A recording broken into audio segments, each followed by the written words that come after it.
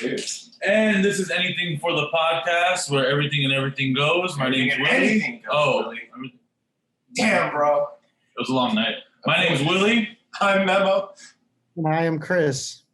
And today we are joined by the one and only Master of Ceremonies himself, Aaron motherfucking Kremen. Yeah. What's good? Peace and love, y'all. What's good, y'all? Thank you for having me. How was it having motherfucker put on your birth certificate? Aaron motherfucking Kremen. It was fine for me. It was great because I'm adopted, so my mom made a big point to actually do it. She was like, "This is definitely his name, and you will say it in full if you speak to him." That's love right there. You know what's funny about Kremen being adopted? Like when we first started hanging out. So when me and Kremen first started like really hanging out, yeah, he told me, he's like, "Bro, my parents have a fucking video of me getting off the fucking boat." Nice. It was a plane, but it was you were like this close. I got a few questions. Okay, so Kremen. What up, man? You know Willie through like the bar scenes and like pre-COVID. And I know Willie like through like not like house parties, but like social gatherings in house. And I've seen Willie get a DUI, or we've seen Willie get DUIs, shit himself, projectile vomit. I want to know, what is Willie like at like bars when he's like out and about doing his Willie thing? First of all, you just sat back and watched him get these things. Yeah. Like, I'm not getting the DUI and I'm drunk. I'm not gonna be like, wait, hang on, there's one more. Like, that's the worst thing to do. Let's play. Hey guys, you missed one. I'm over here. Like, what the fuck? No. I mean, for me, it's always been love. Like, I don't remember the exact time or day or whatever, but I mean, it was just, we were just kicking it, drinking. It was never a like, who's this big motherfucker? Who's gonna take on the 6'5", Yeah, and also like I'm fucking dinky, so that's not gonna help. Like, it's definitely not gonna be me. My first thing is like, that's the guy you gotta be friends with. I was making smart moves. That's what I was doing.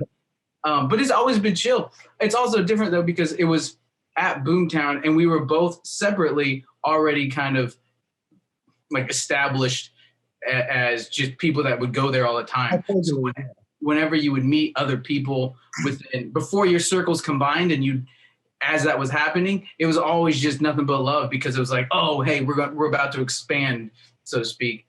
So it was real chill all the time. Yeah, like when I first started working there, their little bubble was just like 4 people at a table.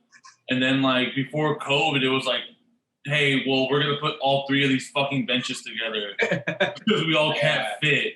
Yeah, it was like it was like a Last Supper size table. Yeah, like a Last Supper size table. It was, we talked about getting like tattoos. I want to do a tattoo of just like one Boomtown style picnic table that I'm going to put somewhere and just be like, everybody, if you've been at the table with us, here's the file, go get it. And you can customize. Yeah, that's pretty cool. That's just the picnic table and just be like, no logos, nothing, but what it means. Maybe I'll put a beer on top of there or something. And usually Tina and Jimmy are already a part of it, so there'll be an ashtray because they're like everything. Oh, man. So you were like when COVID hit, man, you were like the only one out of everyone at first who were like, I ain't going outside. I'm not fucking with it. Like, we're doing this shit by ourselves and we're gonna stay into the pad. But then you came out with BFD a couple weeks ago. I'm a big fucking deal. They hating, but they wishing they could be on my heels. I'm a big fucking deal. Paparazzi taking photos, they be filling up the reels. And we were in the car. Yeah, when I watched it, I was like, he did it. Like, this is what I like. Every filmmaker, like local, like indie filmmaker in LA, wants to have those empty fucking streets. People not have to worry about permits or anyone like snooping around like, yo, get out of here. It's a public space. Like you're not supposed to be filming or like there's buildings, all that. Everything's, sadly, a lot of shit's closed down. Yeah. And one there like managing shit like that. Thankfully, Also, you could just stand in the middle of the street, like your shots on the bridges and stuff. Like no one was getting in your way. You barely, like maybe like 3 cars pass by every 10 minutes now. But like, yeah, that's what I noticed. Like you took advantage. You kind of took advantage of the. Oh, absolutely, and that's kudos to Daniel and Kendra of Ravensview Films. They're the ones. They had all the locations in mind, and I just would to that. I said, hey, I want to do a Rampage like video, but not overdo it. And then we didn't overdo it. You know, more than the first half of that video is downtown, and it is taking advantage of, you know, the streets are more bare and everything. Which, you know, same thing like you just said about on First Street Bridge. It was like we barely had to worry about cars coming by or anything like that. That was really easy to do. And like, we know there's tons of videos that are shot there that have to like close it down and yada yada and do all these other things. And we were just, you know, by chance when we were downtown, that was also really easy. Like there were cars going by and I was still in the street, but like you would have so few cars going by and stuff like that. Right. And that was a trip. In regards to COVID, like even that, like we were wearing masks the whole time. As soon as I was performing, it came off, and once Daniel yelled cut, it was right back on and stuff like that. And that was like a trip just to kind of be like, I've never done a video like that, obviously. Yeah. Like not many people. I mean, there's people that are doing videos, but like, you know, I'm sure they all have that same thing where it's like, holy shit, that's weird. It's weird to do that. No, it was really well done too. Yeah, it was really good.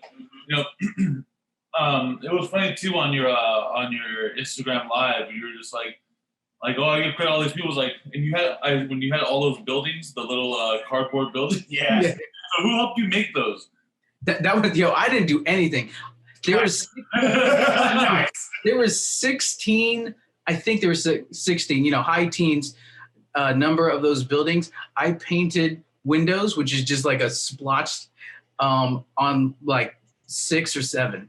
That was all Ravensview Films. Daniel and Kendra, they did all of that. And I didn't even have like photos going into that. They literally were like, hey, just come by and we'll have the set, you know, ready and stuff. So I walked in and I was just like, damn, this is dope. Fuck yeah. And then like getting to destroy that, it was really funny because they put in so much work, and obviously you know that it's going to be destroyed. But you're like, damn, he's just about to karate kick this to hell after I put 8 hours into this whole city. That's cool.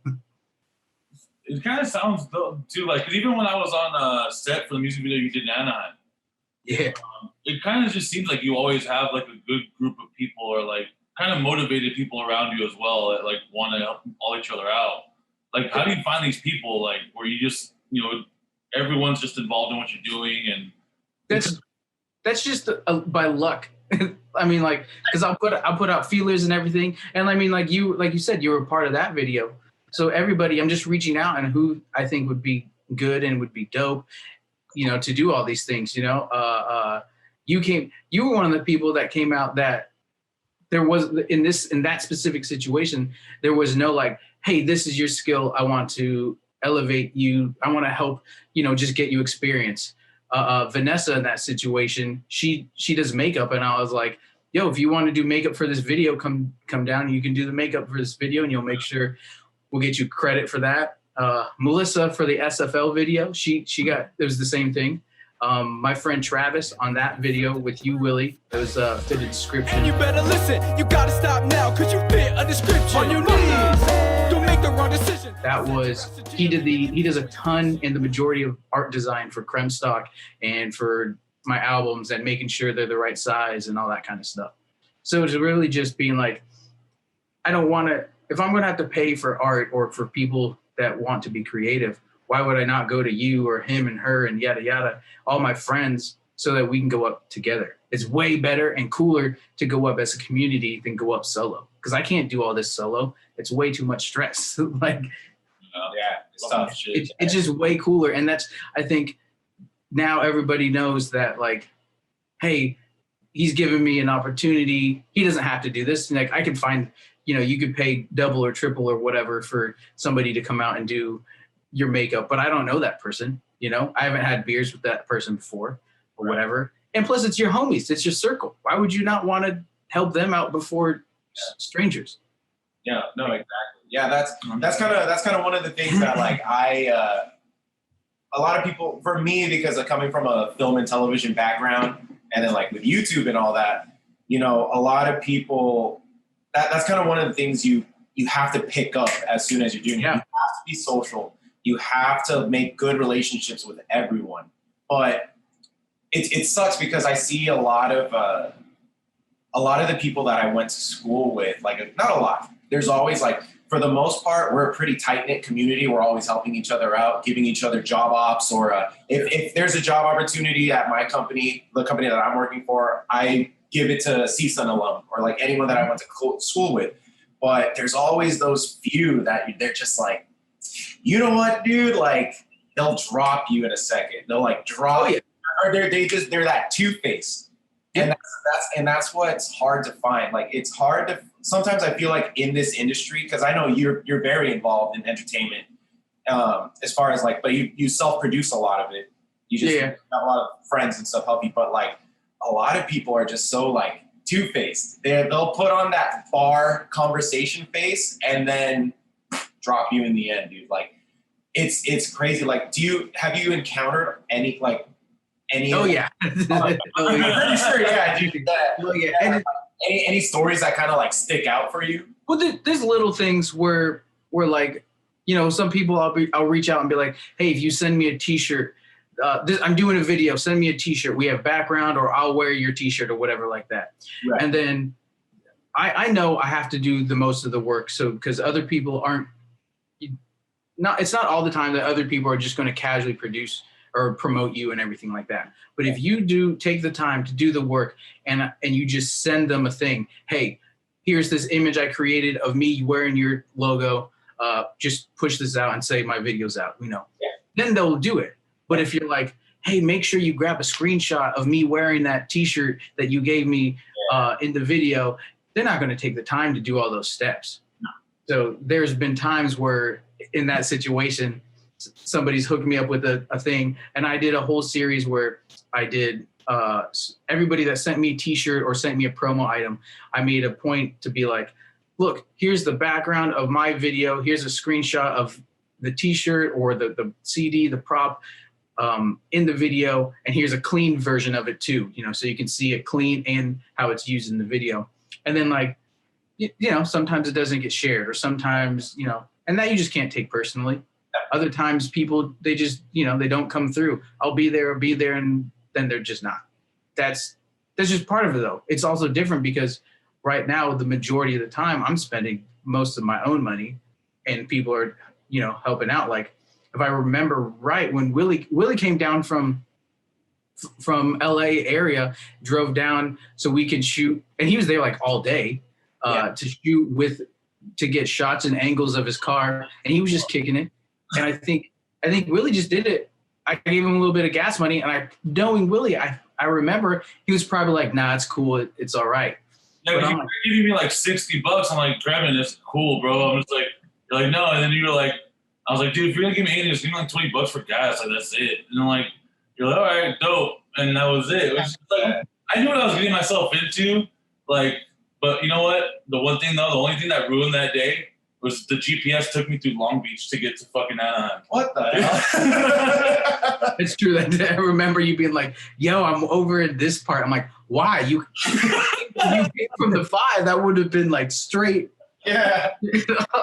Whatever. You know, it's fun because like when you're a creative yourself and you're coming from like I want to say like more humble roots, more like when you know the grind, it's easier for you to jump into free, like helping your homies out that are also like, and it's almost more fulfilling than getting like a paycheck after. Yeah, you know, like that, like with people you may like, you kind of know, you know what I mean? Like it just feels like you became a part of something. It's that community feeling. That just makes it way better. Well, and it is all connected because, you know, you're getting the experience. Even if something bad happens, you now know whenever you go to a bigger project or the next project in general, regardless of the size, you now have an idea of that you can bring something to the table. Hey, this might not work because of XYZ, or try this because I've done this on another project and this is great. If you're really paying attention, regardless, even if you're, Willie, who's just hanging out for the day while we used angles of his car, he could see how we're operating, take that to another project and be like, oh, maybe this will work, maybe it won't, whatever. But you can chime in. If you're smart like that, everything that you do is you're bringing something to the table no matter what. And then, of course, it's more rewarding if you're helping homies out because you're homies. You want to see them succeed. Right. So. What is because of BFD, which it made me laugh when you were like, what does BFD stand for? And everyone in the fucking world was like, big fucking dick. Yeah. It was like, What'd you think of that, Chris? I don't know. To be honest, at first I was all right, BFD, and then I was watching big fucking. I was like, okay, oh. I think everyone was like, okay, this is how Kremen's gonna tell us. Like, all right, fuck it. It's funny because when I hear the song, I'm like, he might as well have been saying big fucking dick. There's one line where I do say something about because I swing a heavy pair. That's my the funny thing about that, when I wrote that, it actually didn't occur to me that that's the common phrase of it, because when the phrase came to my mind, it was in reference to somebody telling me, "Oh, you're a big fucking deal," So the song came about because I was just feeling low or whatever, and a homie was like, "Dude, you're a big fucking deal. You did this, da da da da. You're a big fucking deal. Don't forget it." And then I was like, "That's fucking right." And then I wrote a song. You got a hustle and flow moment there. It's hard out here for a pimp. I said, sing it right. Sing it right. I'm in charge. I never thought of it that way. That's yeah. Shit, dude. I can already imagine Kremen in like a white beater walking out like 3-6 monkeys to the next door. Boom, boom, boom. Hey man, I'm trying to record over here, bro. Can't we all just smoke a joint and get along? Yo, I guarantee you within this week I'm gonna rewatch that movie. I guarantee you. Dude, I fucking love that movie. I think that's one of the best, started from just coming up in hip hop or rap movies ever made. Hustle and Flow for sure. Get Rich or Die Trying. I always I live my life by that. I haven't seen that one in a while, bro. Yeah. That one is fucking good, dude. Yeah, man. Oh, fuck. I just watched most of 8 Mile again. That's like the crown in terms of that specific thing, of course. Oh yeah. So all right. So what was that? So okay. So you're writing BFD. Yeah. And at what point were you like? Oh, this is a BFD. Yeah. And so you're like, BFD. oh, this is a big deal. So you know what? We're gonna do Rampage. What kind of? Because you could have done anything.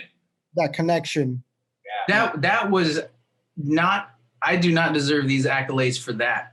That was the cover artist who King Face Painter. He came up with it. So the way I like to do a lot of my artwork or whatever, I believe I've already done the creative side. I made the song, I wrote it, and I worked with the producer, yada yada yada. Excuse me. I did all my shit. So to me, I think it's more fun to be hands off, and I just send it to an artist that I think will do a good job. I've looked at their Instagram or something like that. And King Face Painter was one of the guys, and I hadn't worked with him yet, but I'd seen all the work that he's done and posted and stuff like this. And I was like, dude, this dude is dope. So I reached out and I was just like, hey man, I have this song. You can create anything that you want to do. I don't care. As long as it has my name and the song title, it's up to you. And he came back with 2 ideas. One was actually a really dope Andre the Giant idea that we didn't use because I had just put out Hell Yeah, and that was already wrestling themed. And the other one. Oh, the Randy Savages, bro. I saw that. I was like, dude, he knows the. Okay, I'll ask you after that, but continue. You got it. I like to be hyped though. Fuck yeah. I fucking love the Randy Savages, bro. So then So then the other option, he was straight up. He's like, hey, I got 2 ideas. Let me know what you like more. And a Rampage version was the other one. If you look at he just did a video for me that was like a how-to, like how he came up with the idea for it on his YouTube page at King Face Painter. And that dude, he was just like, there's like 2 lines in there or the opening bars or whatever it was. He's like, that just sounds like Rampage. And the song is meant to sound like a live fucking in your face fucking, like if you imagine that performed live with a crowd, it's going to be like fucking big, energetic, and just like, I'm here to smash it, fucking pay attention to me kind of shit, like put your chest out. And that was the point of that. So the fact, and then he drew that and he came up with it. And once he came up with that, I hit up Ravensview Films and I was like, hey, this dude created this. We got to run with it because it's fucking dope. And I can't imagine anything else other than that. And then Ravensview Films took it to that next level of what they did with the video. So like, it's all just, it's being comfortable of letting go of the creative side of like, hey man, somebody else do this. You have at it, because that's when an artist is most like it's great. When you can create anything you want and the other person's just cool with it. Yeah. Hell yeah, I want to do that. Mm-hmm. That's one thing I always have trouble with. Letting someone else run something that like I'm like creating or a part of, me and Willie were talking about that because we just released our first video podcast and I edited that and I'm it took a long time. Like it was a lot more work than I expected. And then I was like, that's what I noticed for Bruce Clues too. We first did it, and the first time, it just like how when we first tried it, it didn't work, and so we just had to do the audio. And I think it's like knowing that like you could do that, you're capable of also doing better, but for the time being, because it's just gonna hold you up, right? Yeah, it's just gonna delay the next project, and then because when I first did the video for the video part section of it, I'm like, this episode's going to be bad, but I know on the next one, it's going to be better, because at that time I was learning DaVinci Resolve on top of trying to include, footage of everyone and throwing in, text and all that. I'm like, this one's not going to be good. And it pains me, bro. It pains me deep. It's just like, because I'm mid-edit and I'm like, 20 people are going to see this. Like, I'm gonna go the extra step, but then I hit a part in the podcast and I'm just like, it would be so fucking funny if I had my face flying across the screen like, oh shit, or like little pop-ups of me and the guest, like, because that's like me in the podcast. I always have the little one-liners, like fucking blood in, blood out one-liners coming in and out and shit, and comedian. So of course, joke. So it's like, okay, it's good to have a pop-up of the joke. That's a good idea. Main screen, a little shit. But then I'm like, I would find it funny. And I'm hoping the 20 people that actually watch it think it's funny. But I'm like, why am I putting so much effort? But because I know that it's something I'm producing, I'm making, like, it has to be something that I would be somewhat proud of, even if not a lot of people are going to see it. Because those were my humble beginnings in YouTube. When I was on a YouTube channel, we would put shit up, maybe 50 to 100 people would view. But we put in work. You put in the work and the quality. And then when you hit those first 1,000 subscribers, first 2,000 subscribers, hit that million views with that one video, you get everyone looking at your old shit. So you better have something to show for it. You know what I mean? I think it's actually cooler in the sense of, if you could see somebody's growth, to what Chris was just saying too, of like, yo, you could see the first ones, they were figuring shit out. Later on, who gives a fuck, But if people are fans and they like it, it's actually cooler, because now they get to grow with you, regardless if they came to you at episode 100, starting at number 1, they get to see you get better, and now it's like they grew with you, even if they came in later. Like. They're equally connected. You're like, I remember when you weren't doing the face across the screen. Yeah. Like when you didn't have any fucking video at all, dude. You're on like a fucking tape recorder. I think it's way cooler to to have your older stuff available and that you can show, look, I've gotten better. Because it also shows that you're taking it seriously. I want to do a good, The first podcast we ever recorded. Oh god damn. Upload. Like it never got released, but we didn't know what we were doing really, and we were like, okay, let's listen to some playback 2 hours into it, and we're having like this profound like Aristotle fucking like conversation. Me and Chris are just drunk. Like we're just like, you guys are like crossfading and shit. And I'm just there like, oh, this is great. This sounds good. And then we go listen. The audio's fantastic.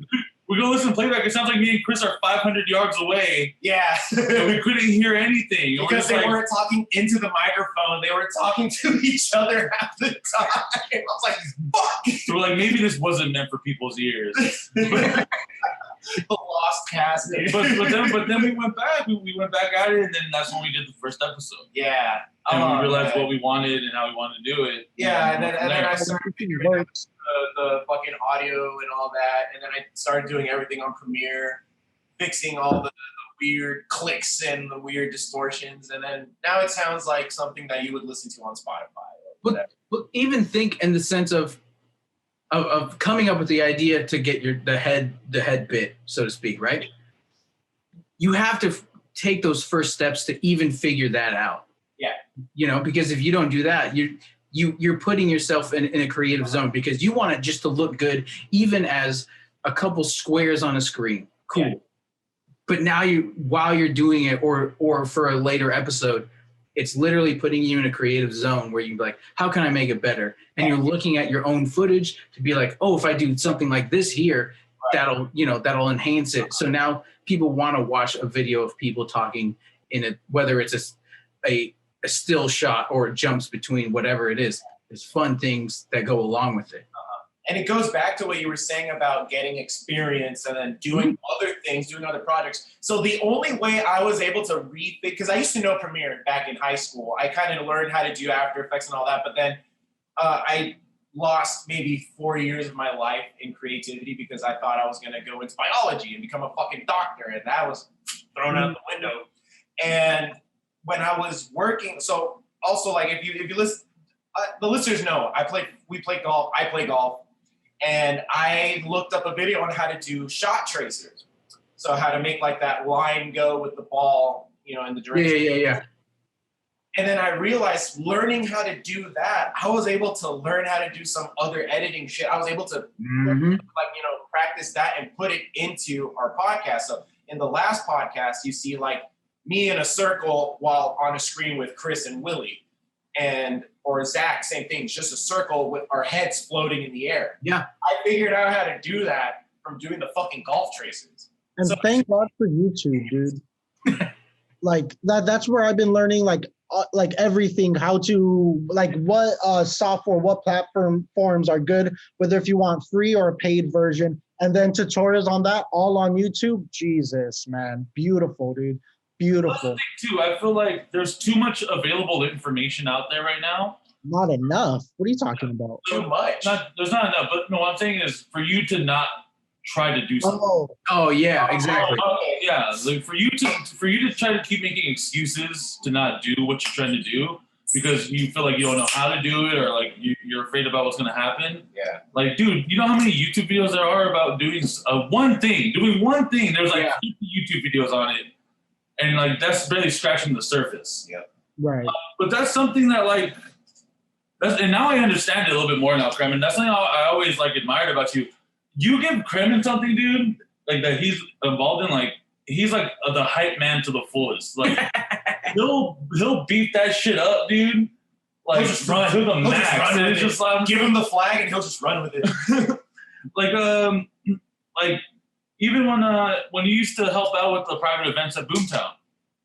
Like, fuck, that was even your party, and you were like, yeah, this shit's gonna be dope. You're like, if you're gonna be there, might as well have a good fucking time, right? Well, yeah, and the same thing, whether it's sharing, a new episode for you guys, or the homie that does this corner, Eric, or whatever. The point is like, you're building a community, and you want your friends to succeed. Like that's all it is. To me, it's very simple. And like, why not have a good thing? And if they're real fucking homies, why would you not do it? Like, it just, you want your homies to succeed. What? Not even in connection to, because then it'll help me. It's, you just want homies to succeed. Yeah. But to what Memo was even saying earlier, not everybody's like that. There's snakes or two-faced or whatever, however you want to be. So, about 10 seconds to press add to story, or like, yeah, shit. Like, it's not like I'm asking you to write a fucking essay for me, bro. Yeah, it's not hard. No, it's not like a fucking restaurant. Leave a Yelp review. I gotta make a fucking survey. The next time you man will give you a free Hazuki or whatever bullshit. Some shit, your next boba's free. You fucking right when you're about to post it, you get a text message that your dad is out, so you're waiting there. Yeah, dude. But I love one thing I love about Yelp reviews though, like you could tell when it's one of their homies making up a bullshit Yelp review so that they like their friend is like good as shit. Because I used to do that for people. I used to make, I loved it because that's one thing about being a creative. Like when you're a writer, and I know Willie will like kind of like he can do this too. Like when someone asks you to write a fake Yelp review, you're just like, I love it, bro. Hi, my name's Samantha. I'm originally from I'm Samantha. I'm originally from New Jersey. And, I'm visiting family. The profile says Guillermo. Huh? Yeah. The profile says Guillermo. The text. I forgot to change the name. You said your name was Jessica Hopkins, but your name says Guillermo Hernandez. What the fuck? Talking about Yelp reviews, too. Kremen, you ever see those Yelp reviews about me on Boomtown's Yelp? No. I don't. Oh my god, dude! It's very rare that I go look those. The only time I ever leave things are when positive things happen. So I don't really go looking a lot. He's on Yelp, man. You're famous. Person. I've never been so hurt by a fucking Yelp review.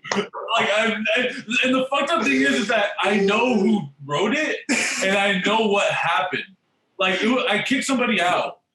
Because I fucking caught them doing coke in the bathroom or something. It's a good reason to kick somebody out. Yeah, good reason to kick somebody out. And they wrote this review, and it's like this motherfucker won't let me do coke in the bathroom. Like, be careful around the hours of 8 to 2. There's an insecure big security. I'm like, this fucking asshole. There's an insecure big security. Who will kick you out to feed his ego? The headline is, if you're looking for a place to do coke, not here. You see the Karen of coke? Cokehead? Oh my god. Karen the Cokehead's her username. Fucking A. That's great. Cheers for that. Oh yeah. I mean, if you can't do coke in a bathroom in downtown LA, what are you doing there? That's all anyone does. Traffic and coke. That's So why'd you stop the Yeah, party? there's needles in downtown. Oh, needles. Yeah, needles. I was gonna say, shit, I was going somewhere. Oh, with that. no. I wanted to get back. So the Randy Maybe we get off the doing coke in bathrooms through. I don't know.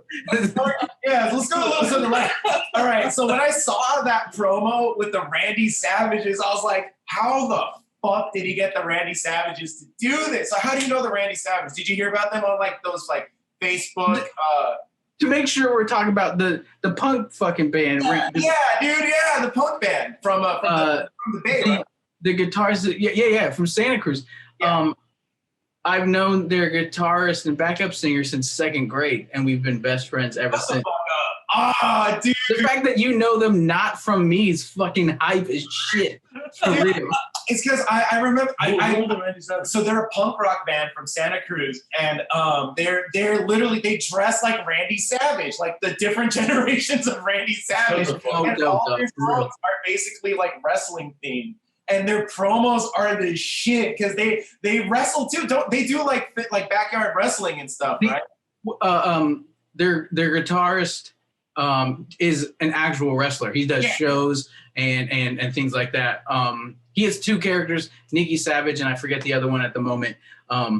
but the Nicky Savages, they combined his band and his wrestling thing as one thing. And they've done shows all over. They've gone on big tours. They do I think it's a WrestleFest. I might be wrong. In Florida, which is like just a big dope fucking punk show, and it's incredible because he'll say they can perform in a ring, and then all of a sudden, 20 minutes later, he's wrestling an actual match in the ring or whatever like that, or go from stage to ring and yada yada yada. And I was like, that's the fucking dopest thing, yo. Yeah.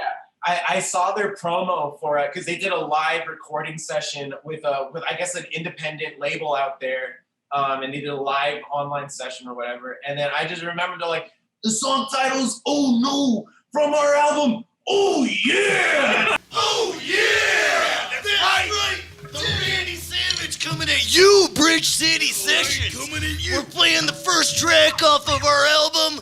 Oh no! The album's called Oh Yeah! I was like, bro, this is the shit. They're so into character, and they're like, WrestleMania 2040. It's just like, holy. They really are. Like, not just because I know them. I'm genuine. Like, for you to know them, not from me, is so hype to me. Yeah. Because I fucking love them, and like it's some of my friend Nicky Savage. It's some of his best work ever. Yeah. And I mean, like I said, I've known him since second grade, so I've been with him when he's been in the worst times of his career, and have sat next to him while he is experimenting with his worst times, and have told him about it, and was just a big prick about it too. Yeah. But to see where he's at now, dude. And he's got the whole band's got the whole garb, and they just, whether it's the drummer, whether it's the guitarist and the vocalist, or the lead vocals and doing bass, also like they go fucking all out, and it's fucking amazing. It's genuinely not because I know them, but they're just one of the dopest. Like they're incredible people, and they do incredible music. So it's like on a homie ship, it's like, dude, I could tell people about this. Even if I don't say, oh, I know you guys, because I would be like, it's just cool. It's just fucking dope, yo. It was great because when I first heard about them, I was like, I was still in my band. We weren't as involved in any scene anymore. We were just kind of like in and out of like doing shows and shit. And I was like, yo, it'd be so fucking tight to like, if one day we were able to tour, go up out there and play with the Randy Savages, because I know they'd be so fucking chill. But I had no idea you knew them. I was like, dude, that was so sick. That was so sick. So shout out to the Randy Savages, dude. Like, oh my god, it's so funny. I gotta check this shit out. Dude, they're the shit, bro. They're fucking real. I love their music's good. Like it's because I was heavy into the punk scene, and I was just like, this is it. Like this is kind of like what I remember. Like they have that like Tony Hawk punk scene feel, like that skater. Yeah. Feel, but that like. But they kept it to the theme of wrestling. And so if you're a fan of wrestling, or if you used to watch wrestling, and then you know about the great Randy Savage and fucking Hulk Hogan and all that shit, like, and the Mega Powers and all that, you would just fucking love the Randy Savages. Like it's just perfect. Like everyone says like these kind of bands, like, oh, it's a gimmick band, they're not real. Like, no, dude, it's like it takes very few like gimmick bands or like theme bands can surpass what their theme is and actually produce something really good. I think the Randy Savages are one of those bands. I like them. What's also really dope is, so they do, and they made a point of it of being like a pop punk. So even in that aspect, it's meant to be catchier than just like hardcore punk. It's meant for everybody's ear, which isn't a bad thing. And in my opinion, I think that's fucking great. And then because now your audience is bigger, and you can still, and then anybody that does know it, you're that much deeper into it. Yeah. But even like Willie, if you don't know it, you can be like, dude, this is just fucking fun. Like it's just fun, and it's fucking energetic, and like, and they go deeper because their bassist and vocalist Jesse, he did the creme stock pins for me. Because he has a side hustle, so I had these they're just little 1-inch pins, but they're like super dope, and like so he did those for me, and then the guy who was in Florida, I think it's Florida, who did their previous album's cover art. I reached out to him just being like, I know them also, but I don't know, whatever. He did the single artwork for my song After Party also. So like it's all like a cool thing because they have that cover art, and I was like, this is really good. Who did you use? And then I reached out to that person. So it's like even more in the family. Oh, you're cool with them? All right, that's cool. I like the song that you sent me to, you know, da-da-da-da. Here's the artwork I did. And then for Jesse to do those pins, which huge help for me for doing Kremstock also, like, it's even doper because they're creative. They have resources, and they're just good people that do fucking dope music. So like, it's all a win. Like, You weren't able to do Kremstock last year, huh? all right, well, you're just gonna bring it down like that. Hold on. Man, I know. I was like, we're fighting this high of creatives, fucking pushing barriers, breaking barriers and shit. Like, so you couldn't do your thing, huh? So you couldn't do it. You couldn't. There was something you couldn't accomplish this year, huh? But It wasn't his own doing, though. it's like, okay, rub some salt in that. It's to your credit that was your window. So like without just being like, so that was the window. Because any other crowd would have just sounded like a fucking asshole. But now I just sound like a well-timed asshole. And now we're just going to take some time to point it out real quick. Make sure everybody knows well-timed or unwell-timed, still an asshole. Nonetheless, yes, true. I could not do it this year. Or last year. Kremstock is a music and arts festival that I created 3 years ago now, in 2018. That was first originated as just like, I want to do something dope for my birthday. So I gathered the same thing, reaching out to people that you know and wanting them to perform or whatever. Basically, it was like, I know a bunch of bands.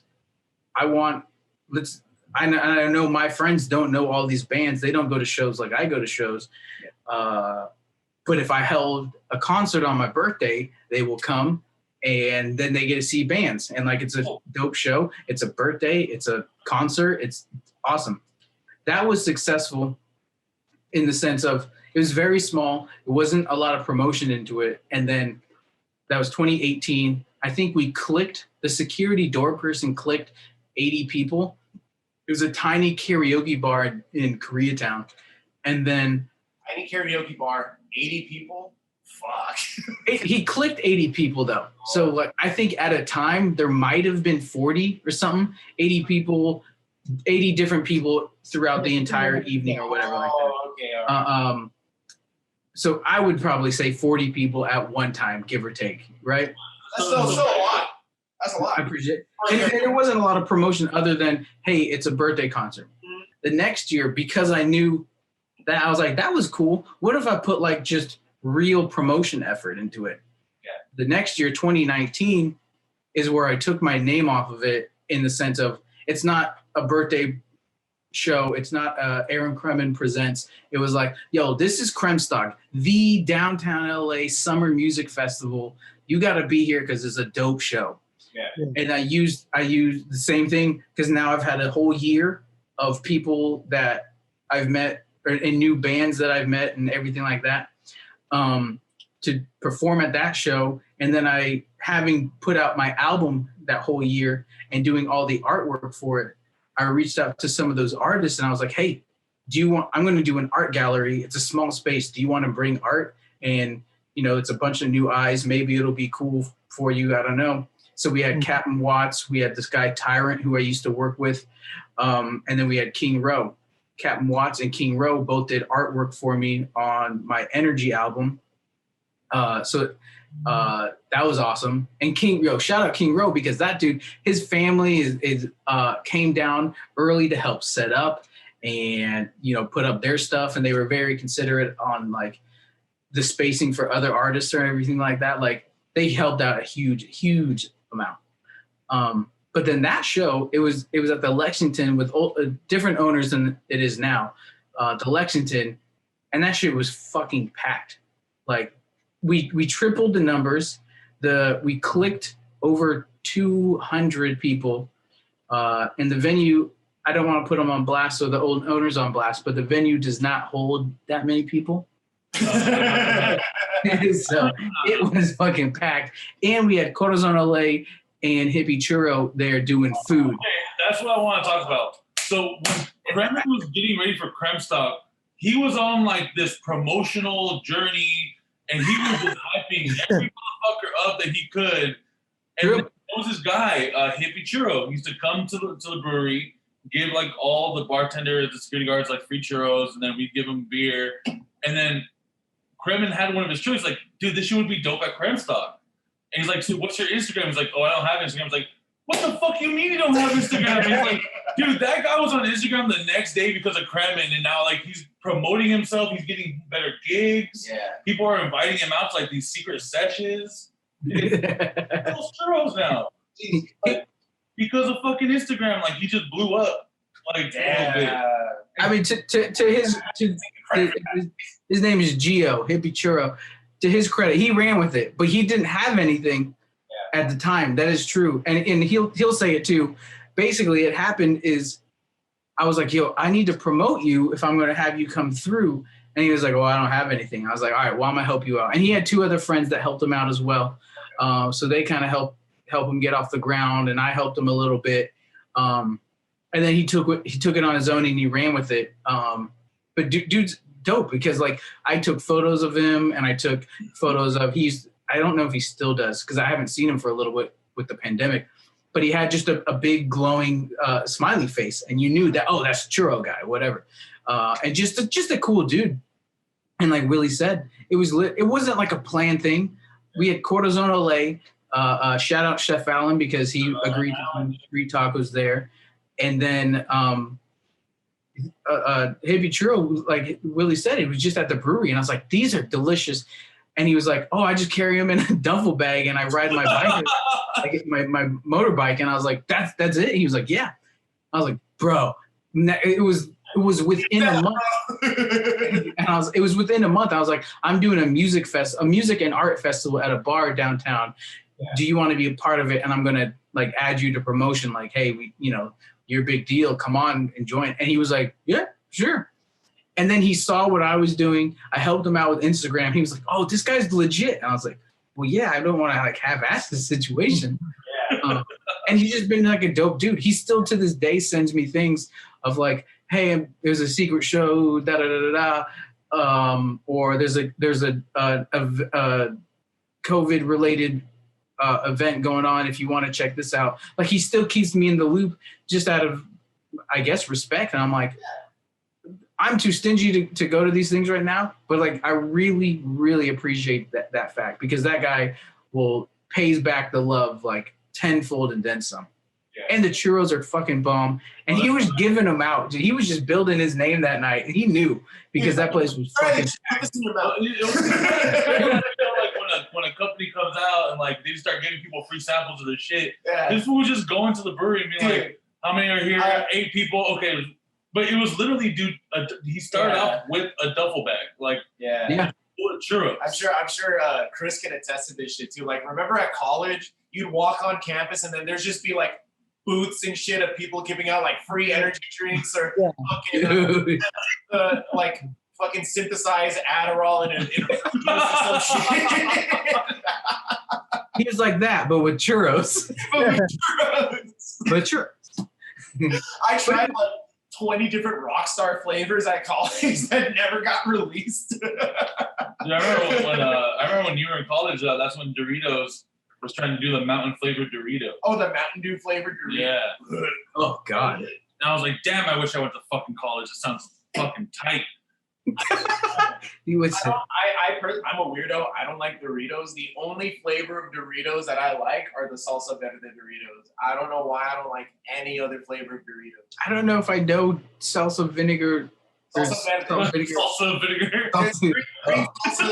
Green salsa flavored. I don't think I've had that one. Dude, it is bomb as fuck. Like, I don't know. I really like those. I don't know. This guy doesn't like nacho cheese, so I don't know if he's. I like nacho. Out of here. Look, and people are like, what the fuck is wrong with you? I don't like hot Cheetos. I don't like Cheetos. I don't like cheese chips. I don't like any of that shit. I don't know why.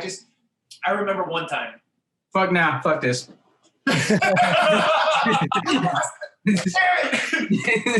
Like it all started when I was like 6 years old, right? And one night I was watching Beast Wars Transformers on Toonami. And I'm just painting the picture, all right? And I'm wrapped up in a blanket. And I had the goldfish crackers. And I don't know why, as I'm eating those crackers, I ate the whole box of goldfish crackers, like the full-on packs, you know, the like Milanos. You know how Milanos come in that we all know what goldfish look like. Yeah, no, I'm talking about the box, like the packaging. Yeah. The fucking, we know what goldfish. Yeah. I ate the whole damn thing, and the snack that smiled back just smacked my stomach up, and I just fucking threw it all up. I got real sick. So anything that I relate to cheese flavored chips or cheese flavored snacks like that, I get nauseous. I feel disgusting. Ever since that day, I've literally seen you put cheese on the stove and wait for it to burn so you can eat it by hand. This is powdered cheese. Powdered cheese. What about, okay, but then it's like the cheddar, like artificial cheddar, like type shit. For me, it was popcorn. I went to the movies and we snuck into like 3 movies all day, and it was just popcorn all day. I threw it up, and for years I couldn't eat popcorn after that. Yeah, I just couldn't handle cheese flavored cheese, like cheese corn chips or cheese crackers. Like I'd rather not eat cheese. It's so weird how that one time when you were a kid will just like fuck you up for like 20 years. And then you're like dating someone and she'll bring out like the most random shit out of you. Why do you put your pants on like that? And you're like, wait, what? How else do you put on pants? What the hell? It's like my dick got caught in the zipper once at 5 years old, and I could never do it again. Never do zippers. I don't fuck with zippers, all right? I don't care if it's on a fucking hoodie. I'm not doing zippers. Fuck zippers. 501 jeans, man. What the fuck? But Memo, you said you don't rock with Doritos. So does that mean like Cooler Ranch is out the Yeah. And that has nothing to do with the cheese. I got it. Hang on. What about this? Doritos Locos Tacos. Never liked them. I've seen them eat one before. Yeah, What? I've seen them eat one before. I was drunk. No, wait. Okay. So we're I was drunk. yo. It's supposed to be about me, but real quick, we gotta figure this shit out. What is it like worshiping Satan?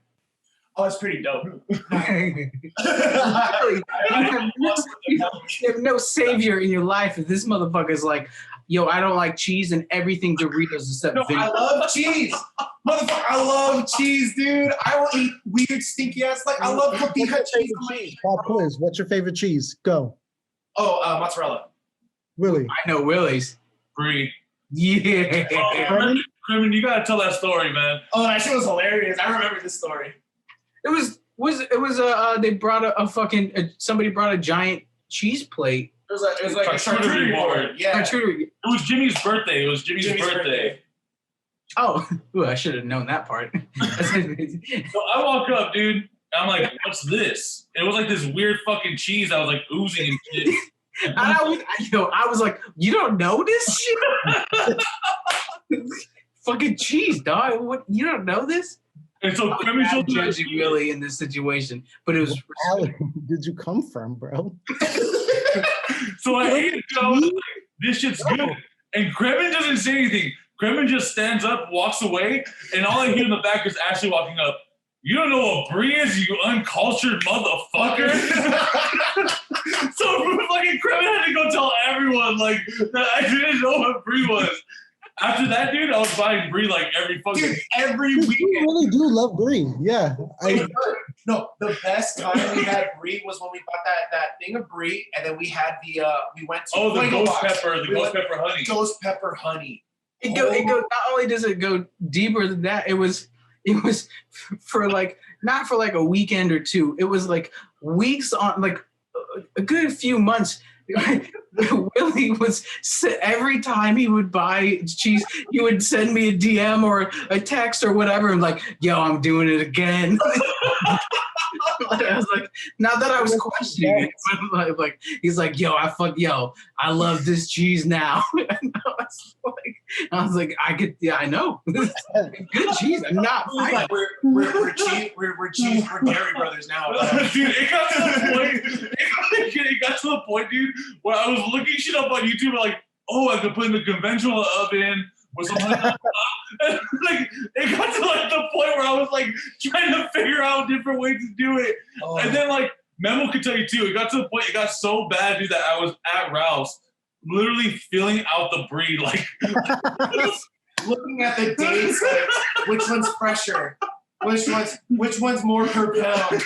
The clerk comes up, sir, can you please not touch the cheese? This guy went straight to connoisseur of brie cheese. What was the goat's name? Hold on. We were watching a fucking Try Guys video, and we found out that the official term for someone that sells cheese, is a cheesemonger. Cheesemonger. I was like, bro. Okay, so we'll get back to you right now, Kremen. I got one more brief statement to make. It got so bad, bro, that at one point we were just in Memo's car eating brie and drinking Bud Light seltzers, like just parked in a parking lot. We were parked in a Ralph's parking lot where we bought the brie.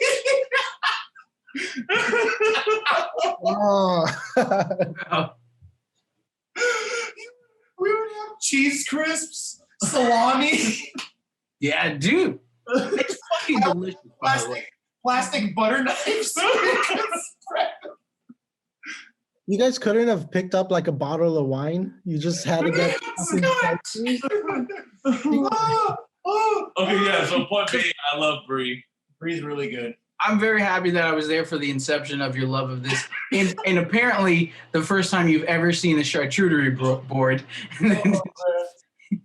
You know what that's been a common thing at get-togethers we have with a charcuterie. He always brings up a charcuterie board. We had a Christmas get-together, and he brought dude, it was really good.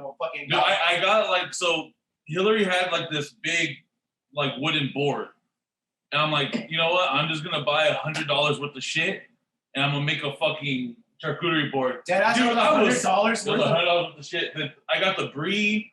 The Munster, everything, dude. Dude, I went ham on that. No, and I was folding shit around the brie and putting the chocolates down, and I was just like yeah, you right there, yeah, and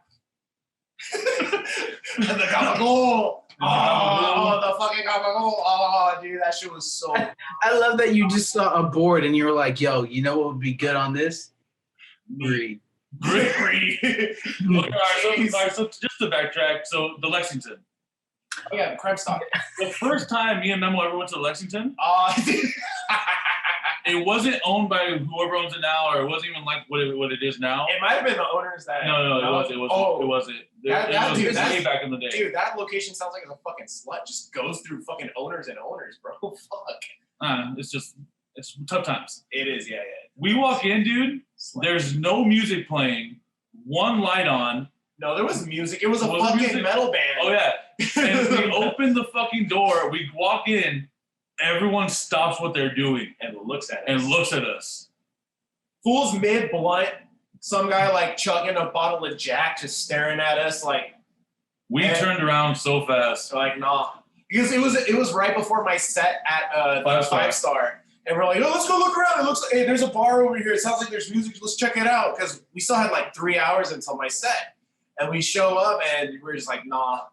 I might not make it to the set after this. That night was fucking nuts too. The shit that we went through that night, but that's for another day.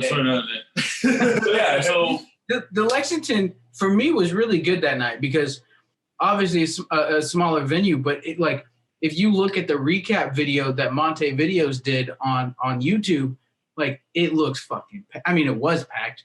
Who was this, Kremen? This is for Creme Stock. Yeah, what year?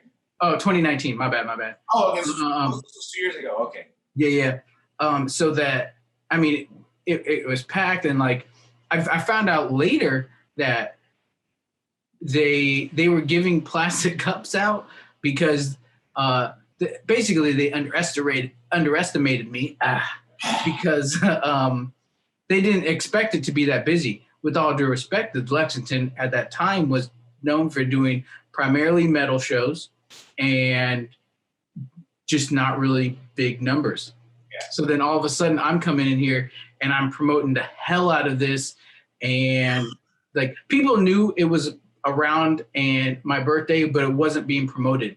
And it was dope to see people there that I didn't know. That was like a big deal for me, being like, I don't even know this group of people, and they came to this show.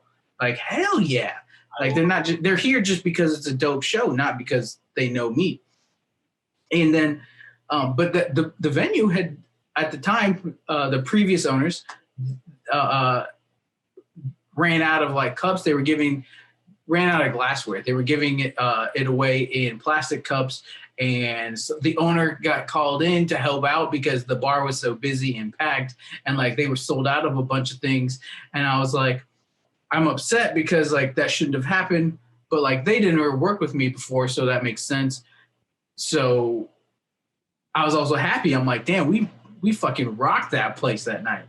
And then I found out later that they used Kremstock as an example because I've done solo shows there. I've come on as a last minute promoter or been connected to other people playing there, and they were like, yo, the owners at the time, who they're not there anymore, but they were like, they always used Kremstock as the show, like, yo, we know this venue could do this and da da da da da, and like we had this promoter in here that did all these things. And I was like, I love the fact that in their heads, they're like, man, that one guy, whether they remember my name or not, they were like, that guy, he showed what could happen. But then, then they didn't. He went home that night with his BFD just hanging out. Swaying in the wind. Yeah, I did that shit. It feels great because I can attest to that because when towards kind of like the end of Lockjaw, Nate and I would always book at the CIA, and the CIA would always let us book there because we brought people. We always brought people. And Nate was doing the Screaming Skulls, well, still is, but with the Screaming Skulls, they would bring in a good number of people because they also got a lot of other bands. And so Nate and I, with the CIA, we opened the door to a lot of people coming in. And that's why it's great when a venue recognizes, oh, this band is going to bring people. These people are good people. Like they're going to bring people that are going to buy shit at the bar. It's going to help the business so that they can still stay open for other shows. And it's funny because Willie and I were talking about this last night, just like the lack of fucking venues out there right now. And then COVID just made it 10 times worse because we're based in the Valley. Yeah. The CIA. The CIA does. CIA is a good venue. I fucking love the CIA. So good. So much fun. Yeah. Like they're the only ones left. Everyone else is shutting down. So to jump back a tiny bit, but I'm gonna chime in on what you said. Was Willie mentioned that I wasn't able to do it this year for 2020. That sucks, dude. 2020 was going to be so dope because I made a point. I hired Monte Videos, and they did an incredible recap of the festival of 2019. And the very, very point of that was to be like, hey, everybody, look what I did. That entire show was funded 100% off my own dollar. It was just shy of $2,000. And then, which for me, because I was working and just regular bills and everything, it took a little bit to save up, but I knew the show would be dope. And we had 4 different downtown LA related magazine promotions on it. We got picked up by a couple things on Instagram that promoted the show and stuff like that for free, just because they're like, oh, damn, look at the promotion on his page. Look what he's doing. All right, cool. Like no paid promotion, just people believing in it. And but that's by luck, admittedly, but like seeing something of however I'm doing it. And then, so I did that. We put out the recap video. The recap video is fucking incredible. It really, like, I have no problem tooting my own horn here because the recap video By Monte Videos, they did such an amazing job of recapping that night. And the point of it was, and I knew they could do that, was the next year for what was supposed to be 2020 was it was meant to be, look what I did with my money. Yo, give me your money, and this is only going to get bigger than this. Now imagine what would happen if you gave me money. Seriously. Oh. I had 2 partners. This as of the end of February of 2020. We had 2 partners. We, mean me, had 2 partners lined up, and I want to say it was like 3 sponsors that would have been part of it. And we didn't lock down a venue, but we were between all of us. We were kind of looking at things, but in just verbatim, because we hadn't locked it in because it was February for an August or late September show. I had $8,000 spoken to, so to speak, like that's how much, as just making notes. Oh, Willie said this much, Chris said this much, Memo said this much, cool. Just keeping track of, so when it comes time to actually pull the trigger on all these things, it was up to $8,000. And then fucking less than a month, it was like 2.5 weeks later, COVID hit, shut down. And then like 3 months later, oh, this is not going to happen at all. And I was like, bro, I did a dope ass show with $2,000. If I had $8,000 in February, let alone the 6 months that it would have grown to bring on more people or get more donors and stuff, I was like, this would have been the dopest fucking show. Dude. And like, we had mock flyers ready because I was sending stuff out to bands, and I was like, look, I want you to be a part of this. This is dope. Here's the recap. Here's all the numbers we did last year. This could actually be a real thing. We had bands hitting me up on the Kremstock Instagram page of being like, hey, are you looking for bands? We'd like to be considered, just because the recap was so good, which was the point of it. I knew if I put money into that, I could show people what I can do. And that was exactly it. So then, and we were, I'm not going to name drop anything because nothing happened, but like we were working with a venue to make our own alcohol beverage of choice for the night that we were going to like, get the Kremstock IPA, something like that. And it would have been fucking dope. And like, we would have had a can design on it and everything like that. Sounds like you had like a full business plan for this event. I filmed fake commercials for it just on my because I had the whole idea. I was like, yo, this is, if we can do this art, the can design, we'll promote it online with a fake commercial. And here's the 3 versions. Here's the photographs we're going to take of it. And like I made like a 11 or 12 page proposal thing of just, here's the marketing aspect of it. And like, this is my plan.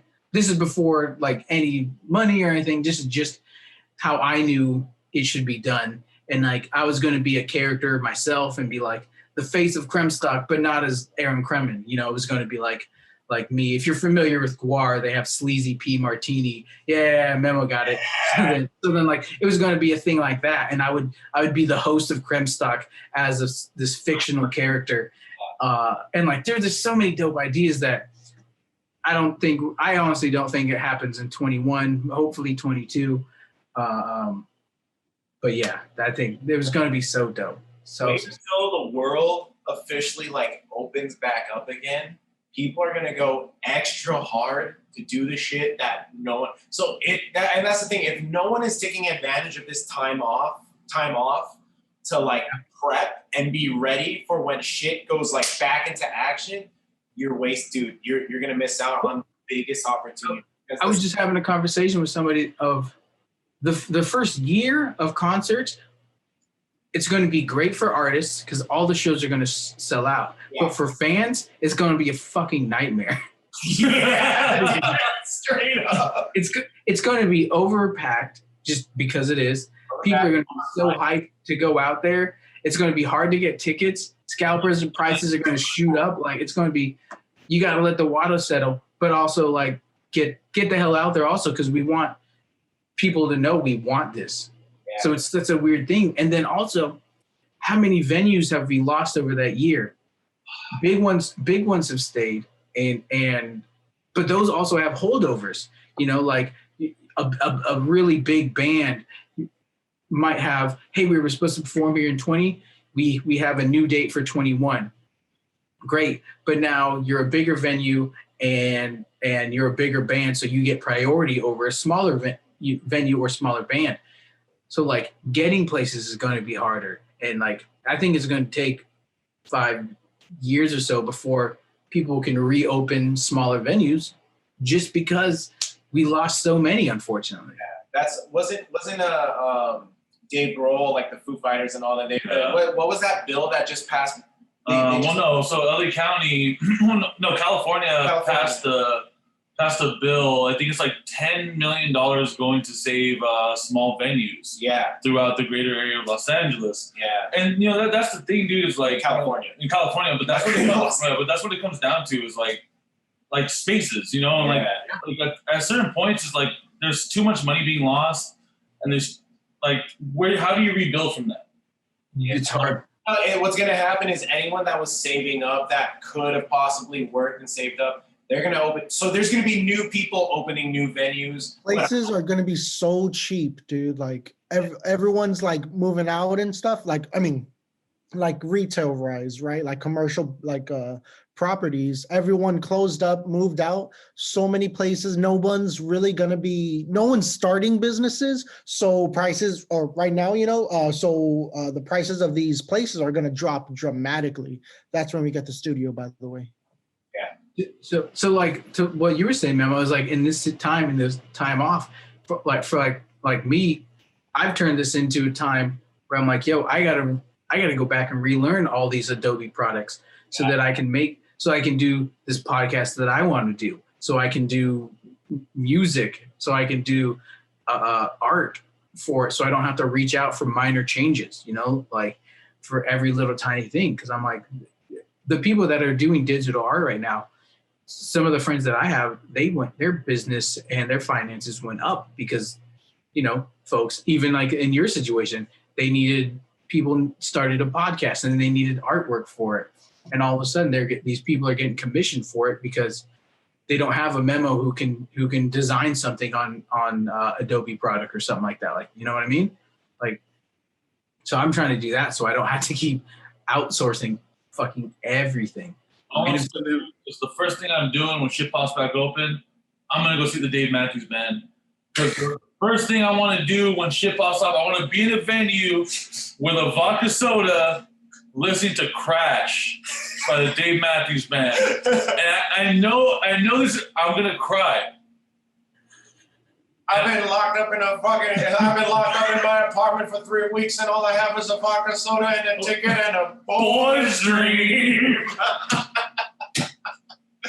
Willie, you have the worst fucking first activity idea, dude. Wouldn't that be fucking cool to see the Dave Matthews Band? No, it wouldn't. Yo, if you're gonna do it, the hardest part of that situation is getting the ticket. That's what he's okay. Right. So imagine the online queues. Yeah.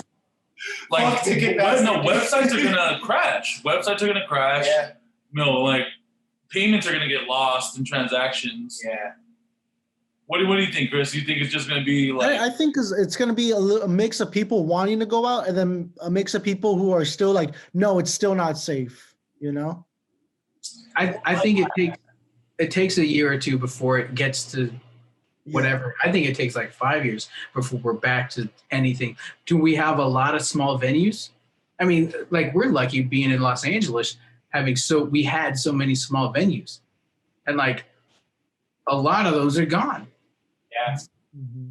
So, but to get back up to that, to find new financiers to create another great small live venue, even if it's not fucking small, I think there's going to be a lot of warehouse shows, honestly. Because even before COVID, like a lot of us, we weren't always going to the Palladium or the Roxy or the Troubadour. Like it was like smaller venues we were always going to, or house shows. Or house shows. We were for a good a lot of house shows. Running house shows.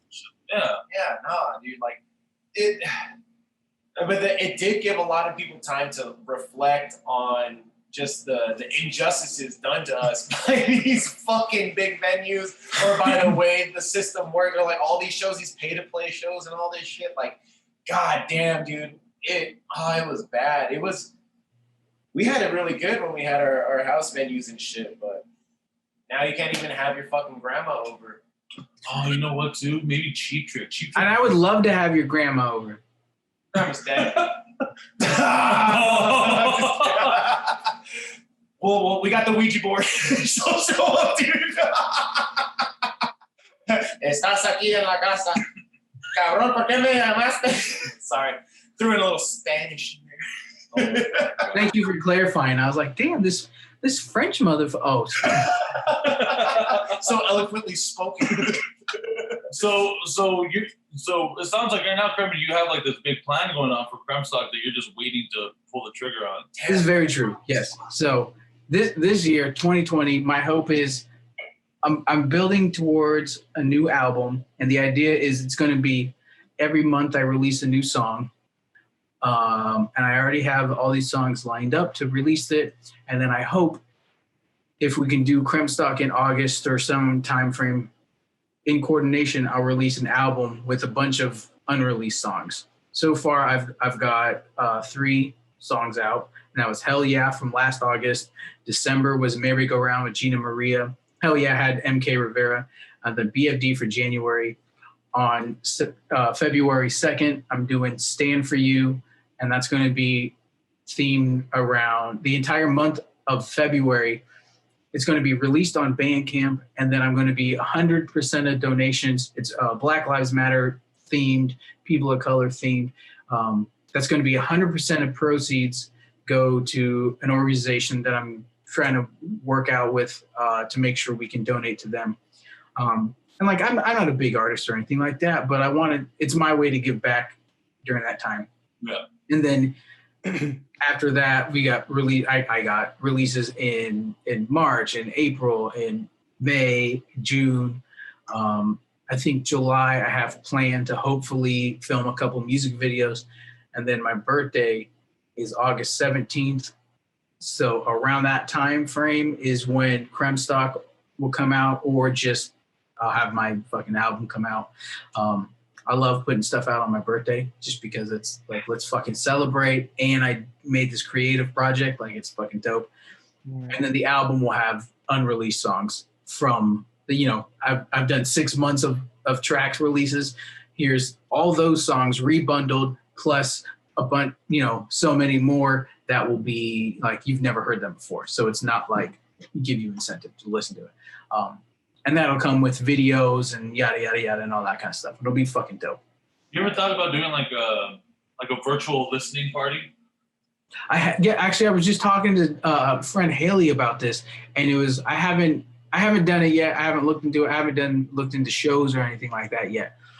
But it's something that I want to do. I just haven't, I don't know. I'm also simultaneously, like I mentioned at the top of this, trying to do my own podcast and get that off the ground. I'm working out ideas on how, like, when I make the Instagram page, how that's going to look out and how I want to promote it, and how when I have a guest, how will that look? Is it just going to be posting at random? Is it going to be a themed page, like the Kremstock page, or is it going to be something different or whatever? I'm working out all those kinks, and then like details on the equipment and how to do that, and learning Adobe products so that I can, like what Memo was saying earlier, that I can go in and be like, oh, this is how I edit the audio, and then bring in this and da da da da. Yeah, there was a point that I forgot to make about that. Like, when we were talking about like us as creators, like we make something and it's our babies, right? Like this is our thing, right? I was saying, like, if and when it comes to the point of having other people handle that part of the process for you, like that letting go feeling is going to be really tough, because you're going to create these themes. You're going to create this formula, and you want it to stick to the formula. And he and I were talking about it because of how I was just like, I didn't want to do this and that on the edit, but also felt like I needed to do this and that on the edit. Yeah. How the fuck would we translate that to if one day we have someone else editing for us? how it's going to be such a weird thing for that transition to let someone else handle it and give them the guidelines to how you like it, but you know for sure you'd want them to be creative and do something else with it. And, you know, coming to terms with being okay with that. I feel like that's going to be just one of the weirdest things. I think it comes down to like Picking the right team. Yeah. You gotta have the right team that knows like your sense of humor and then knows what like you would want to see like done with it. Like make sure that there's that kind of communication and understanding between both parts. And then you gotta also, you know, understand like, okay, like they know what I know, but like I also know what they can do. And that's why I'm selecting this particular person because I like the way that they add more colors or add like visual whatever, you know. And really, like the point, I mean, the idea that if you're stepping away from it, it isn't so you don't have to do it. It's so you can do something else that will build the same thing. Right. So like not only by finding this person, they know your style and will only enhance it, like Chris was just saying, but also that way you can go off and do this thing to also enhance it in a different form and concentrate on something else that gets it off the ground even more. I think in that worry, what gets forgotten is the fact that is you're letting go for a positive. You're letting go for growth and not just, oh, now I don't have to edit because we're successful. Now I can just kick back and relax. The neck to smell it. I'm just like, and then he motorboats Rudy Giuliani. That's gross because Rudy Giuliani probably rubbed his fucking boogers all over his titties. Or his hair dye fucking was probably all up in his tits and shit. Yeah, dude.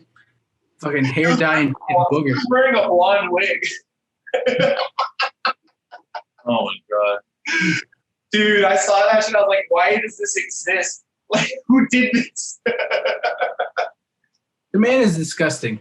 Yeah, It's a fucking gross person. let these people run shit. Hey, so how do you guys feel about January so far? It's halfway through. I want out. I want to go home. My roommate made a funny statement with when the Capitol happened. He's like, yo, we didn't even make it a week. Because it was January 6th. He's like, it wasn't even a week. And I was like, that's a good point. Yeah, dude, it's just 2020 2.0, dude. 2020. Somebody said if you look at the way we're not going to have a good year until 23. And it's because 2021 is literally like a victory. 2021 celebration. Right. And then 2022 is like TOO. It's 2022. Also. It's like, oh fuck. We gotta wait until 23 to get any kind of fucking victory for ourselves. It blows, well, not blows my mind. I mean, what else are people gonna do when they're home? But every time I open Instagram or Twitter or something like that, right?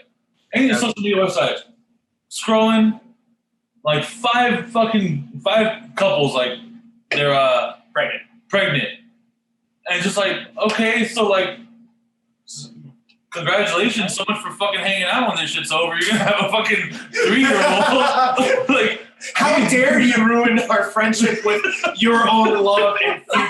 I was like, where is he going with this? The worst part is of all this is like, yo, Willie's like, I lost like 4 hangout friends because they have children. And fuck those kids. And when like you interview someone else, like I lost 5 family members to COVID, or 5 friends to COVID. I lost 5 friends to COVID because they're having kids. I can't have Bruce. I don't know. I'm just saying, bro. boys. Look, I'm not a dad or anything, but I would not bring a child in these troubling times. This is where I disagree. Okay, all right. I'm not in favor of children. I don't think we should bring children into this world anymore. That's a whole different story. Yeah. Now would be the best time. 3-4 years ago, if you had the privilege of hindsight, would have been the worst. Because now they would have been going through this. Now, ideally, hopefully, if you had a child, they don't even know about this because they're 1, 2, 3 years old and they don't have a memory of it. True. So they come out, by the time they have a memory, it's okay. Yeah, he's right. I just To think, that extent. I just think kids are ticking time bombs of like how much older you're getting, and like the older they get, it's like that's how much closer you are to death. You know? You mean it's a point of reference to take a look at your life, Willie, and you just want to avoid like any analyzation of your life? You don't want to think about it. You just want to stay blind and fucking power on. Is that it? Your birthday's not enough of a reminder how much closer you are to death. But I mean, like, look, dude, like okay, so like last night, I was like, we're all hanging out, and in the back of my mind, when Christian and Lulu came out, I was like, damn, when they're fucking 21, I'm gonna be like 32. I'm like, I don't want to hang out with these kids. I keep forgetting that like Willie doesn't have significantly younger siblings. Like I have a sister who's 8 years younger than me, so I'm 28. She's barely 20. I'm like two different worlds, dude. Like two completely different. I'm 33. I straight up thought you were still in your mid to late 20s, Cameron. So Yeah. It's fair. I would agree that no one's ever thought I was over 30. yeah. But like, I'm the youngest man alive, dude. I'm 25. I got fucking great. this motherfucker hit him with the. With the look at my salt and pepper right here, bro. Fox, Yeah, you can't be 25 and salt and pepper, dog. What? Damn. Dude, do you die every morning? Welcome to my life, dude. I don't get it either. Like, Yeah, damn, dude. No, I but was hoping you could answer it for me, man. what do you think they're gonna call these kids? Like, because we had baby boomers after World War II. What are these gonna be called? Roni babies. Rona babies? No, Roni babies. Roni babies? Why Roni? The Rona boom. Rona The boomer? Rona boom. The Rona boom. Corona boom. Or, COVID boom. Just Ronies. Ronies, yeah, Ronies. Yeah, Ronies would be. Hey, that's a pretty good. Yeah, dude. Bro, Okay, Ricardo's Roni. gonna have a kid. Oh Yeah, Ricardo's having a kid. Yeah, but you were saying that's a bad thing. Yeah. That guy's like, damn, Willie, you just want that. Yeah, Ricardo, dude. Good job. But him and his girl have been trying for a kid. Oh, that Yeah, it's completely different, but good for them. First of all, to what Chris said, yes, good for them. To what Willie said, Willie, you cannot support that because you were just saying how you hate that. You need to send the fuck you out real quick while the rest of us say, hey, congratulations, you've been trying, and I'm glad that it's happened. Meanwhile, Willie's over here like, this motherfucker can't hang out with me anymore. I'm gonna be that dude at the bar. You know, there's always that one guy at the bar where like he's just by himself drinking, and then like the bartender's like, someone goes up to the bartender's like, what's up with that guy? He's like, he's been coming here for 30 years, and you know, slowly but surely, he orders the same drink. It's not a good That's thing. very sad. You know? That's very I'm very sad for you right now. Yeah. This situation, You just brought the Willie's, podcast down. Willie's living 30 more years. Oh, I'm fucking with you, man. I'm fucking with you. I was like, fuck you, Kremen. Live fast, die young, Willie. Come on, dude. You know what the fucked up thing is that I'm talking so much shit about kids. I'm gonna end up having the most Yes, kids. 3 kids right now, you that piece of shit. yo, when Willie finally has children, it'll be on accident and also like quintuplets. Oh. Oh, I just gonna fucking lead him on, dude. Seriously, Chris is gonna fuck him up. I'm gonna be that guy that's gonna get the call like, hey, you remember me? I'm pregnant now. Like, shit. As soon as you hang up, it rings again. Hey, do you remember me? I'm pregnant. No, And then for like 5 more calls, dude, just straight up fucking, you know what it's gonna be? I'm pregnant. And this is a callback to another podcast. Hey, Willie. Oh my God, we're having puppies. Oh, it's gonna be dog girl, dude. Whoa, dude. Willie's gonna have the double-decker stroller. Oh. Bro, it was funny because last night, I was like, Willie, like, I know one day, like, I'm gonna have a family party, and like my kids are gonna come up fucking drunk as shit. And I'm not even gonna ask who gave them the fucking alcohol. I already gonna know it's gonna be fucking Uncle Willie over here. He's like, dude, my kids aren't gonna know Willie. What are you talking about, bro? I'm like, Willie who? Get the fuck out of my house. I never knew. Get out of here before I call the cops. Willie's like, what are you gonna do when I baptize your children? Like when I'm the godfather baptizing one of your children, I'm just there fucking wasted. My kids are being baptized. Here's the thing, guys. All right, you guys have kids, okay? That means that I can't have fun at your expense anymore because now you are in charge of a little life. God forbid you grow up. Huh? God forbid you grow up. Yo, I'm a poke fun at Willie previously, but like kudos to that because I'm also not in favor of children and having them and stuff. I've even told my parents, I'm like, yo, it's either gonna, if this happens, it's probably gonna be an accident. Oops. And on the small chances by adoption. I'm not trying to put out copies of I'm me. waiting like 10 more minutes. I'm not gonna Shakespeare someone into existence, dude. We're gonna make that a gift, bro. But that's the new promo still. But I've been in that same situation where like, not anymore because my family just knows, but where I've gone home and like my sister has a 3-year-old and for like 2 years, you know, the 4 times I would go home, hey, what about, and I'm like, no, you already got one. Don't stop being greedy and asking for more grandkids. Yeah. When I visit my mom and dad, like, well, when I was living there still, dude, like my neighbors just had 2 kids. Well, they just had a baby, like they're newborn, and then they have one. She's almost 2 now, and she comes over every fucking day. She loves my parents. My parents are her unofficial grandparents, and then they look at me like, "Where's our grandkids, huh? Like, so when are you gonna?" I'm like, "Bro, like, I'm barely leaving this pad, bro. Like, dude, like, I can't bring anyone over with you guys around, dude. Walls are in, bro." We are going to start stopping cock blockers. Damn, dude. That's what you got to do. Get out of your own house, mom. Dead eye. You gotta just for this one moment because you only need the one moment. You gotta dead eye your parents and be like, "Are you really cool if I fuck in your house?" And it's funny because like if I was still living there and it happened there, I'd be like, you know how that grandbaby happened, right? Where were you? No, dude, but Okay, so like last week, right? Yeah. Last week, I think I went grocery shopping, but like I took my mom too because like she needed some stuff. What a nice guy, dude. And it's quiet. It's quiet in the car, and like my mom just like without missing a beat, dude. She's like, "So are you planning on like ever settling down and having kids?" I looked over and I'm like, I'm 25 years old. I'm barely able to wake myself up in the morning for work.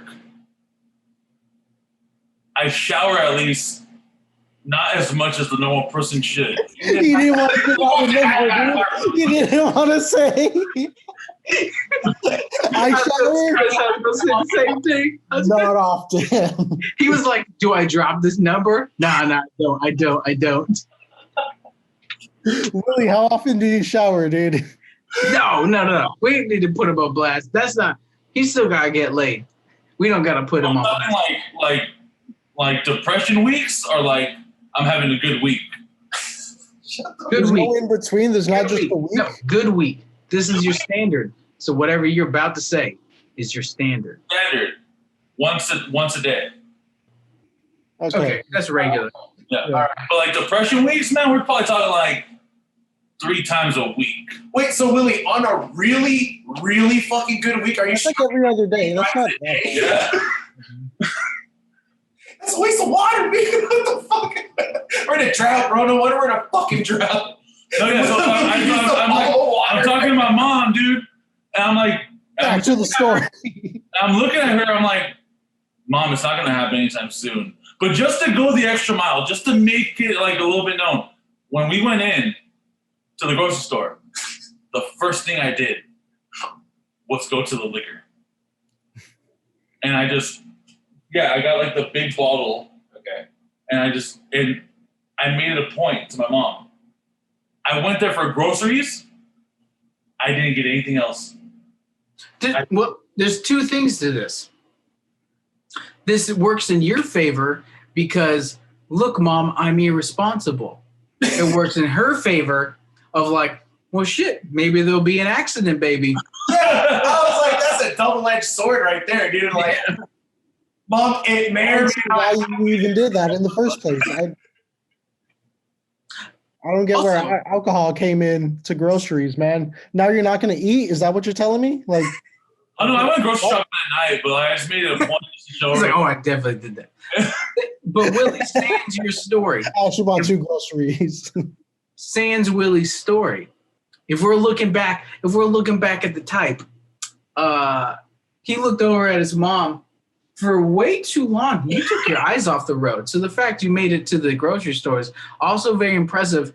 He lives 2 doors. You should also point out to your mother, yo, we made it to the grocery store, but look how irresponsible I have been this whole way here, having an eye-to-eye conversation, and we're still here. So it's skill, but irresponsibility. Actually, Willie lives like the next street, Pat, like next to the grocery store. So it's like not that. Oh, so he's got it like down by heart. Never mind. Yeah, it's literally you turn left into the. You ever seen that movie? You ever seen that movie, A Bronx Tale, Kremen? No. So Nobody has. There's a scene in the movie where I know of it, but Such a weird reference. this guy literally drives his car back in reverse to the bar. I'm pretty sure I could do that with my car To the bar. to Driving in the reverse is completely like weird, like different than driving like in drive. that's very true, Chris. Good job. Okay.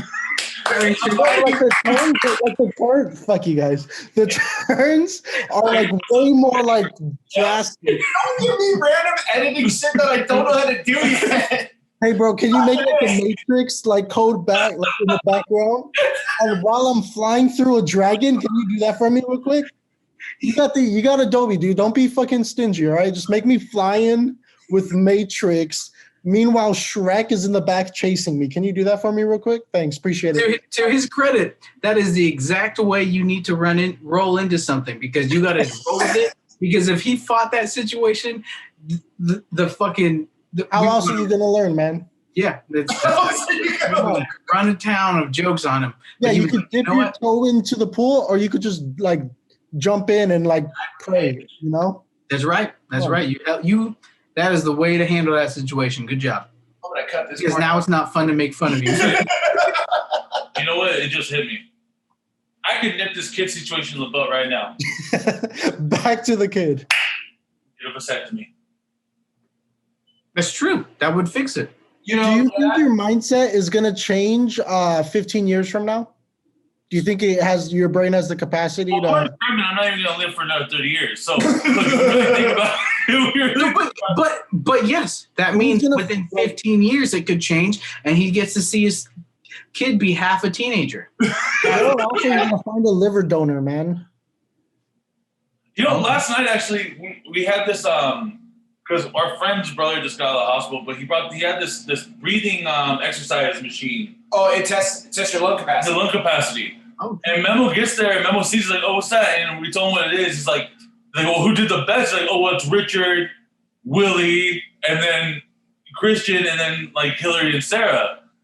And I feel like you wanted to say it, you didn't say it, but you were like, Memo just looked at me. He was like, how the fuck do you have? the second best lung capacity out of everyone here. Hillary goes on runs and hikes and shit. You smoke cigarettes and sit down and drink whiskey. How the fuck do you have better Yo. capacity than someone? God damn it, Hey. dude. To Willie. Full moon. Full moon. I don't know what to say, but yeah. Hey, look, all I'm saying, dude, is look, when you make a life decision, right? This is about to get so deep. Yes, Willie. Tell us. Hey, really, I say freeze some sperm before you get the vasectomy. You can but with a vasectomy you can get it. No, fixed.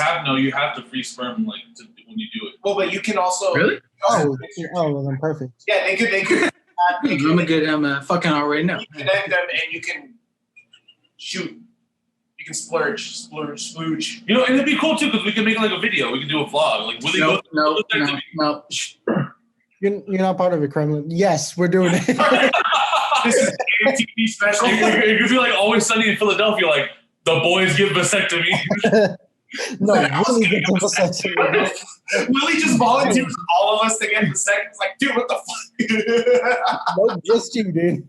I'm trying to procreate. Okay, so what was I gonna say? Okay, yeah. So look, when you make a decision, right? Sorry. I just imagine that situation. Oh my God. That was a routine checkup. That's a great episode. Memo, you should fucking write that. Even if it isn't for Sunny, it's a great fucking episode because everybody could just bail out in the end, and it could literally just be, yeah, I'm gonna do it. No, I'm gonna do, yeah, fuck yeah, and then everybody being like, I don't want to do that. No, Willie comes out at the end. He's the last one to come out. And he's like, all right, it's done, guys. And then we're just like, sorry to break it to you, bud. Dude, here's the thing. Here's what we can do with it. Before the vasectomy episode, like when I go get my vasectomy, we could all go get our sperm count. All right? And I know I'm going to win that shit. I already know that because I'm a breeding machine, okay? What? Got real quiet there. I got real quiet. Breeding machine. Okay, hold on. So I was about to say something. So, okay, look. Hogan fucking over here. So, okay, when I went back to office work, I made a decision. I'm like, you know what? Fuck it. I'm going to become the most unhealthiest motherfucker I can. Like, not like, you know. Hold on, that was a conscious decision. No, it wasn't. It was more of like just in the back of my mind. Uh-huh. And because my cousin was living with me at the time too. Mm-hmm. And so we were both eating horribly. Yeah. But I guess what I'm trying to say is when I put my mouth on something, I do it. Hey, shut up. How did any of that Here, yo. It's been 2 hours. I know y'all gotta edit this. I'm gonna hit you with the outro, and this is what it is. Shout out to Willie, because Willie came to, despite everything we just said, Willie came through. He drove an hour to an hour, actually like an hour and a half, because this motherfucker went the Long Beach route to be in a video. Not even to be in a video. So his vehicle can be in a video of mine where he's not even featured, or there's a guest spot where he's walking by or nothing. It's important to keep those type of people around you, because those are the type of people that are going to help you be successful. The same thing with all of us in this room, in this fucking podcast right now. You want to keep those type of people, because you guys have made a podcast to support your friends, whether it's something that I'm doing to create that's creative, whether it's just giving a comedian a chance to stand out, whatever it is. It's a platform to lift up, to raise the credibility, especially over the last year where people don't have a chance to perform or do something like that. It's an opportunity to keep their name out there. So regardless of how ridiculous Willie's on purpose or accidental belief statements or whatever, the point is, it's being part of this Anything for the Podcast. And that is a big freaking deal. That is a big fucking deal, as obviously I stand by.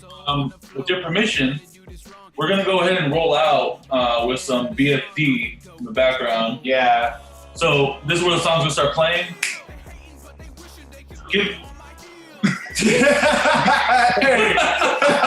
Oh! Shit!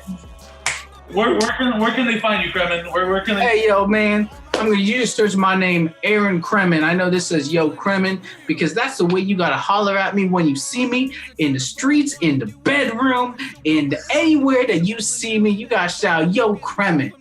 It's going to be Aaron Kremen.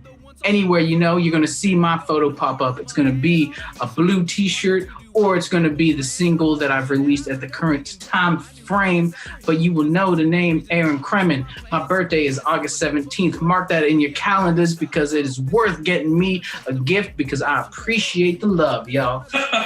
And by the way, I stand by something that is a big fucking deal, and that is the SFL lifestyle. And that means that I am so fucking lucky.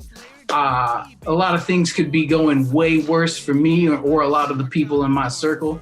I'm happy to have the three of you in my circle and to be invited to be doing this podcast because that alone is a big fucking deal. And I am so fucking lucky. I'm living a so fucking lucky lifestyle. And I hope everybody out there is living as dope as I am because it's a big fucking deal about that. Well, Kremen, thank you for coming on, man.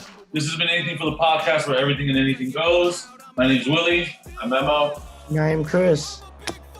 You guys have a good night. All right. Take care, guys. Peace. I'm a big fucking deal. Paparazzi taking photos, they be